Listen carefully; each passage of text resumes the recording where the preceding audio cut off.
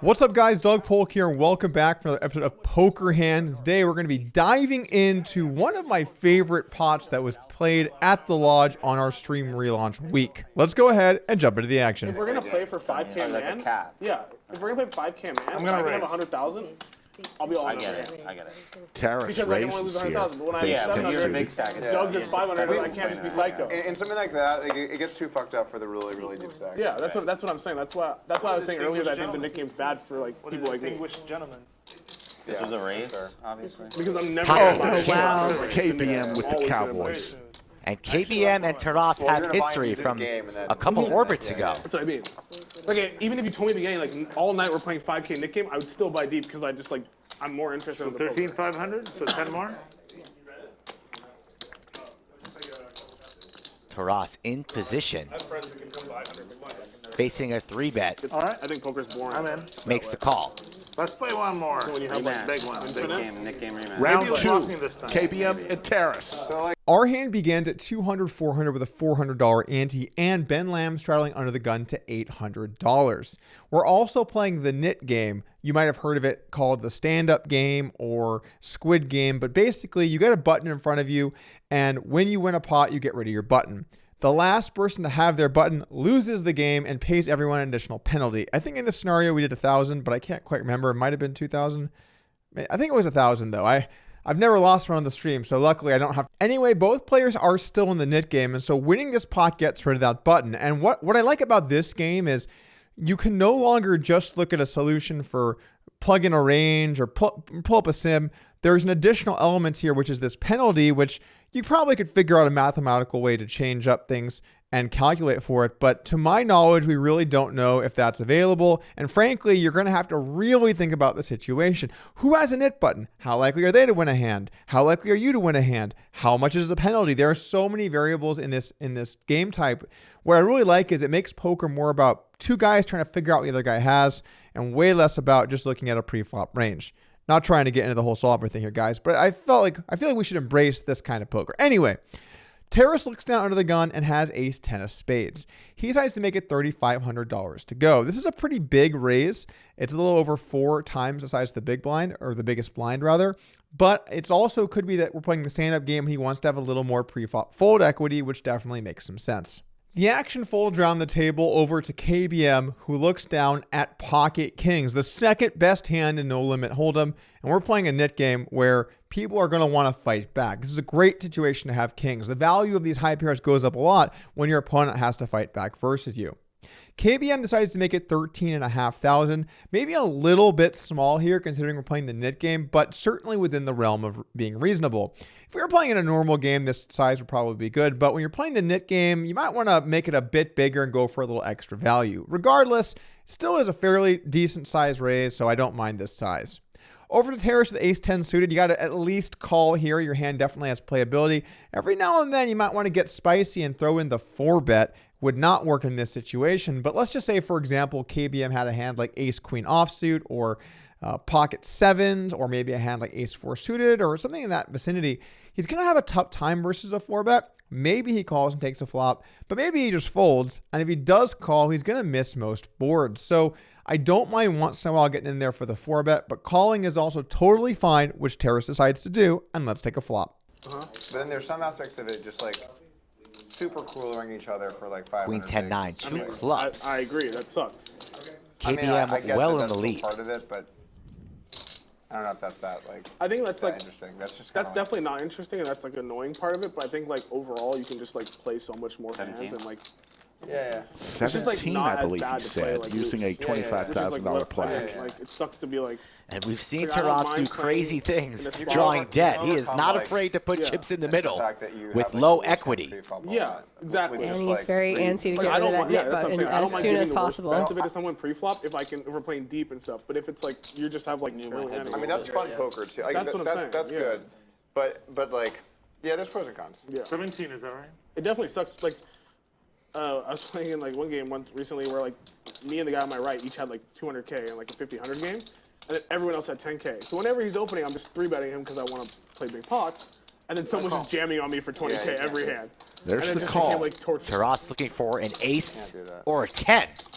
The flop comes queen 10-9 with 2 clubs. Terrace connects here with middle pair top kicker, and KBM still has an overpair, and he has a gut shot and a backdoor flush draw as well. KBM first up to act here out of position. Interesting situation with your pocket kings. I would say you want to be betting here sometimes, probably mainly bet, but you do want to mix in some checks. The reason every now and then you want to check with a hand this strong is you want to have some slam dunk fist pump. If my opponent starts betting, I can really just hang on to my hand and calm him down. And this hand's a nice hand to do it with. If clubs get in, you're not as afraid of the flush because you have the king of clubs. Straights get in, you either hit a straight yourself or you turn to set. If it bricks out, you still have an overpair, and your opponent might even be value betting a hand like ace queen. There's a lot of ways this hand can go well for you if you decide to check. But I do think the best play on average is to bet, especially when you're playing the nit game. You're going to get way more action post flop. You're definitely going to get action from any queen, 10, or 9. Any straight draw, any flush draw, maybe even backdoor diamonds, hands like pocket 8s. There are a lot of hands that you can imagine your opponent calling with, and this is a spot where you want to try and drive some value.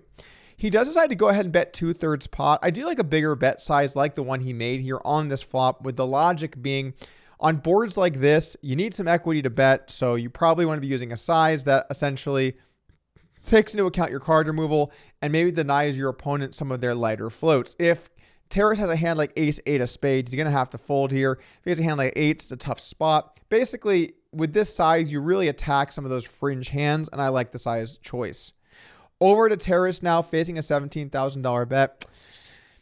You know, if there wasn't a nit games going, I might even just advocate for a flop fold. It's close. It's definitely close, but having an ace in your hand is actually not good. In a lot of spots, you want to have an ace, but here, the ace is more going to be in hands like ace jack or ace king or ace X of diamonds or ace X of, well, it wouldn't be diamonds or clubs because you have a spade, but you get the point.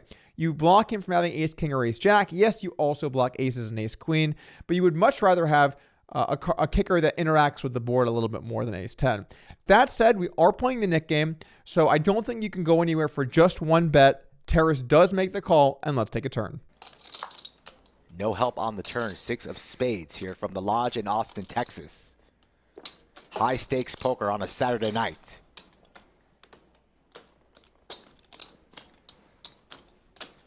So glad I went out. That was pretty fun. I love that we had the game host come pick it too. That was awesome.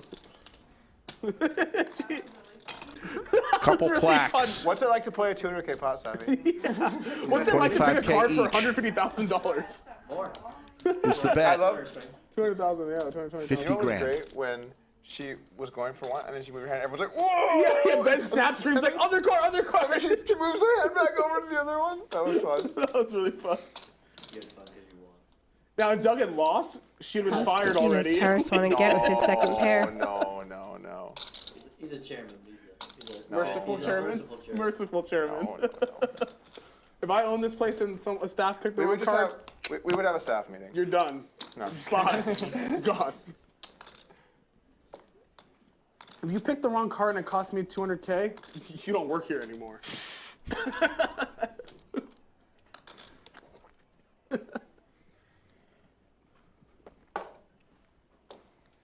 Everybody on the edge of their seats has that same type of feel from that previous hand between the two of these gentlemen. How much do you have behind roughly? Like 120. It's no longer Saturday Night Live. It's Saturday Night Lodge. And I don't think Taras is giving up. This game does. We have dubbed him Taras the Lion. Yeah. And then what happens is you I don't play, think like, lions have big many ones folds in this, them. And then, And you, then it ends. and you And want to then, play big and then ones. people are kind of Yeah. like going a little more adrenaline, you know? No, I definitely think it's good for the game. Makes I the think call. It's just bad for me. We're going to see a river, yeah, folks. yeah, I agree. So I just don't give a fuck. I mean, I don't care. Yeah, you're a good sport. People want, I don't care about it. 162,000. I just, The turn is the 6 of spades, and this stream is brought to you by your ad here. That's right. We are looking for more stream sponsors. If you're interested, you can head on over and email us at lodgeadvertising@gmail.com. I'll put a link to our advertising page in the description below. We are currently looking for more advertisers, so feel free to reach out if you have something that you want to promote on our stream. Anyway, now that I'm done advertising an ad and a video with an ad, back to the action. 6 of spades on the turn, KBM, pocket kings. I think typically speaking on this turn, once you've bet the flop, you want to keep barreling. Yes, 8-7 suited specifically has gotten there, but the majority of hands you were ahead of on the flop are still ahead. You're still ahead of. And the fact your opponent just called means it's a little less likely now that he's got you beat. Yes, Terrace should be trapping here in position sometimes with a hand like 2 pair or maybe even a hand like a straight every now and then. But typically speaking, Terrace should be raising his hands like sets and straights on the flop in order to build this pot and try and stack over pairs. When your opponent calls, it's way more likely they have some kind of pair. And so once you've started your story betting, you want to continue to bet to basically drive value. KBM does decide to fire the turn here, and he goes for a pretty big bet, 50K into 62K. Really setting this up to play for all of it if his opponent calls. I think this bet's slightly too big. I'd probably prefer about 2/3 pot or so, something more like 42,000. I think targets a lot of hands, and it also sets up a little more equivalent size river jam. But maybe he's thinking that on a board like this, there are a lot of hands that want to call turn, and river, if the board bricks out, there are a lot of hands that will call fold. Essentially, when there's a flush draw on the flop, it's a lot less likely people fold on the turn. This is something I've seen over very large samples of hands. So maybe KBM is just trying to target hands like flush draws here and get a little bit of extra value. Once KBM bets, the action's over to Terrace, and Terrace really takes his time here. Terrace tends to play a little on the slower side in general, but just be careful taking this long to make decisions, because if your opponent thinks you're really in a tough spot, they might know that you're likely to have something sort of like what Terrace has. I think in Terrace's shoes here, I know these guys have some dynamic. Terrace just ran a big bluff on KBM, and maybe Terrace is thinking KBM is fighting back.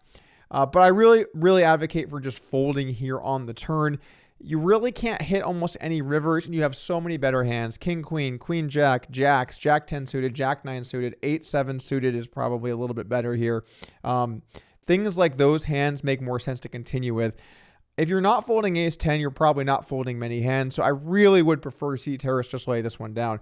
However, we are playing the nit game, and it is possible that Terrace thinks that his opponent is just simply playing too aggressive and coming back after him for a big pot where he won earlier. Ultimately, Terrace does make the call, and let's take a river. Looking for The reality is the reality. and 3 of diamonds on the river. Check mark for I don't KBM. agree with that.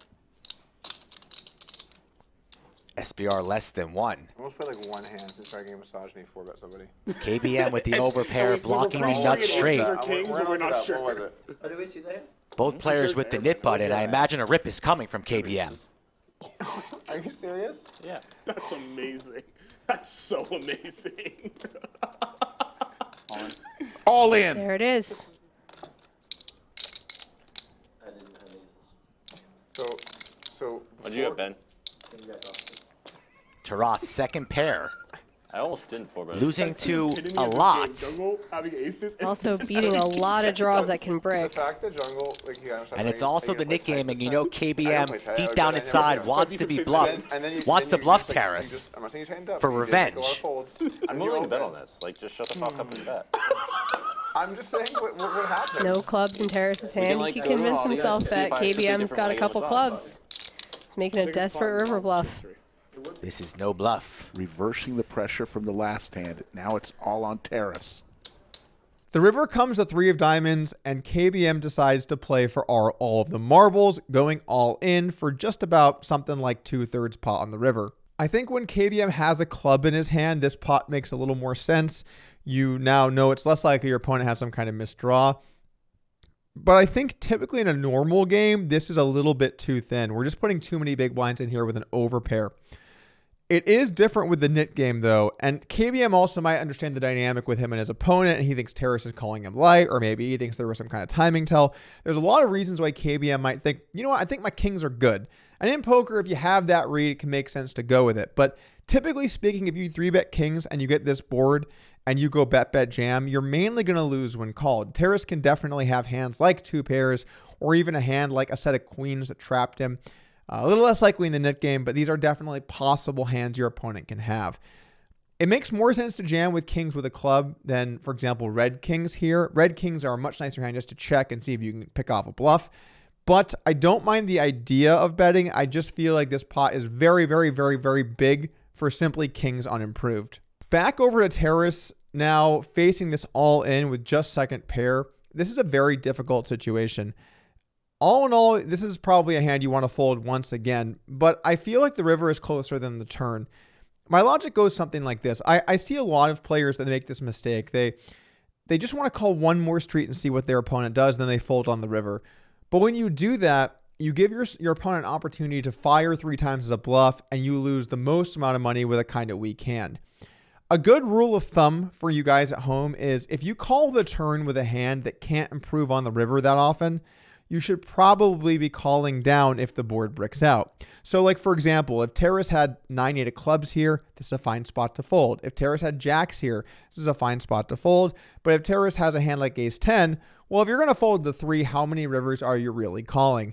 There's problems with that logic, and I do think this hand is a fold either way. But I think it's a bigger problem to just fold way too much of your range on the river. And so if you're going to suck it up and call the turn, you only have one choice left to make on the river.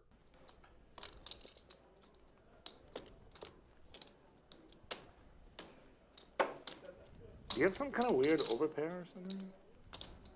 Like aces, kings? He does. Can Taras go with his read and lay it down?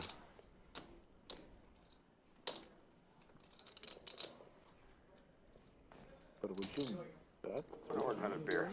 I think she is that not for you? Is that?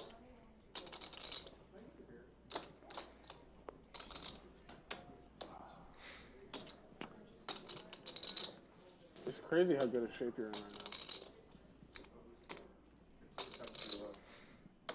Still have like some faculties like here and here. Sure, but you look good. Yeah, it was a lot, dude. It was honestly insane. Like, it was not fun. So you gotta feel amazing now. I You feel must great. have like a set or something like that. Oh shit, I'm blocking Queens? the camera. Taras has that feeling like he's beat. Yeah. Kings, aces. I mean, I think you have kings, aces, queens, king, jack, possibly, probably not very likely. You just bet. Like, you just keep barreling. Like crazy. Like you must have some kind of monster. I have a bluff catcher here. Okay, I don't think you have ace queen. I mean, if you have ace queen, that's a very good play. Kind of, I guess. I don't know. 10-9? I don't know. Yeah, 10. No, probably not. Okay, I mean, aces, kings, queens. I'll have you beat. Yeah, he's yet to name a hand that he actually beats. All right, I call. Makes the call. What? Fuck. 420,000. Light it up, chat, if you got it. Like 100. The largest pot ever here on stream history. And KBM guys is are going to find a way to sleep tonight. Holy Gets his smokes. revenge. You could fold though. I think folding looks pretty good. Thank you for joining us here today for Poker Hands. And if you liked this episode, head over to Poker at the Lodge on YouTube and subscribe over there. We got a lot of great streams coming at you, all kinds of different names you're not going to want to miss. So make sure to check out our channel. Thanks for joining today.